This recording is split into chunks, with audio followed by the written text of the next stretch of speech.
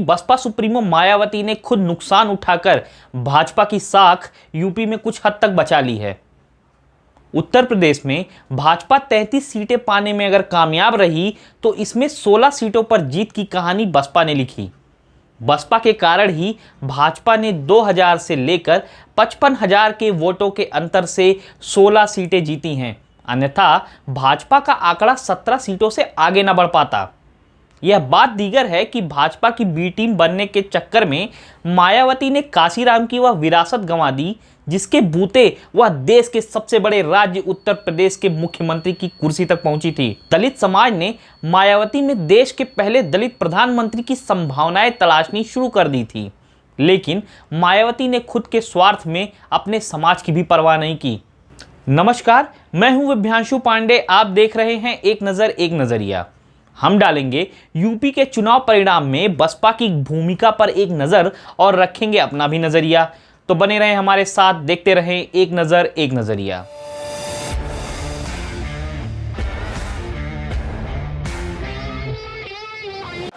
हम भी मानते थे या यूं कहें कि इस मुगालते में थे कि बसपा सुप्रीमो मायावती बड़ी रणनीतिकार हैं। उनका तेवर प्रशासन करने लायक है, वह निडर हैं। लेकिन ये बात बार बार झूठी साबित होती रही है। एक बार फिर मायावती ने यह साबित कर दिया कि डर के आगे वह इस कदर लाचार हो गई कि उन्हें काशीराम की विरासत तक की परवाह नहीं रही। उस समाज के साथ ही अहित करने लगी जिसने उन्हें सियासत में ताकत दी थी। वह उस उत्तर प्रदेश में भाजपा की बी टीम बनकर चुनावी मैदान में उतर गई जहां वह कभी ताकतवर मुख्यमंत्री रही थी। नतीजा यह हुआ कि आज लोकसभा में उनका आंकड़ा शून्य हो गया है। यही हाल तो उत्तर प्रदेश विधानसभा का भी है।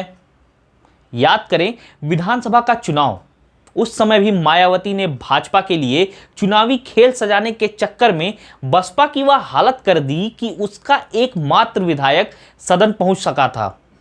इस बार तो मायावती ने सिर्फ और सिर्फ वही किया जो भाजपा की गुजरात लॉबी उनसे कहती रही। एक तरीके से बसपा का हाथी केंद्रीय गृह मंत्री अमित शाह के नियंत्रण में रहा। नतीजा यह रहा कि मायावती संसदीय राजनीति के सबसे खराब दौर में पहुंच गई हैं, जहां ना तो उनके पास विधायक बचे हैं और ना ही सांसद। उनका वोट बैंक भी आखिर कब तक खुद को बंधुआ समझकर उनके पीछे खड़ा रहता। इस चुनाव में वह भी कांग्रेस के पाले में चला गया। कांग्रेस के कारण ही दलित समाज ने सपा के प्रत्याशियों को भी बिना किसी संकोच के मतदान कर दिया।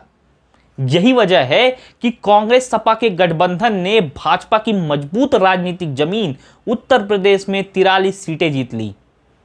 भाजपा 62 के आंकड़े से धड़ाम होकर 32 पर आ गई।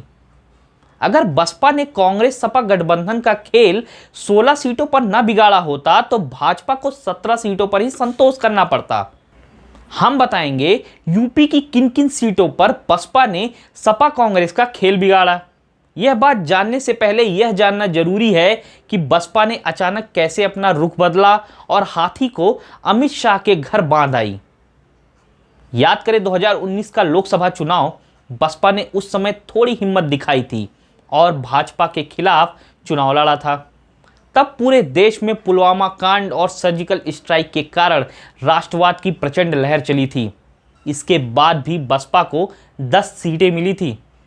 भाजपा ने बसपा की घेराबंदी यहीं से शुरू कर दी। उन्हें केंद्रीय जांच एजेंसियों के नाम पे इस कदर डराया गया कि बसपा ने उत्तर प्रदेश के विधानसभा चुनाव में ही अपना वजूद खो दिया। सिर्फ एक विधायक जीत पाया। मायावती को तब अपनी गलती का एहसास हो गया था। वह 2024 का लोकसभा चुनाव विपक्षी दलों के गठबंधन के साथ लड़ने का मन भी बनाने लगी थी। यही वह समय था जब भाजपा की गुजरात लॉबी ने उन्हें डराने के लिए वर्षों पुरानी स्मारक घोटाले की फाइलें खोल दी।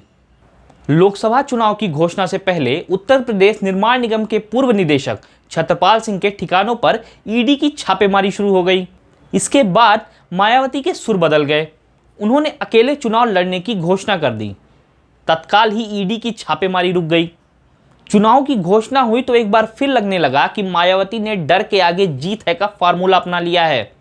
मायावती के उत्तराधिकारी उनके भतीजे आकाश आनंद का तेवर उनके भाषणों में दिखने लगा।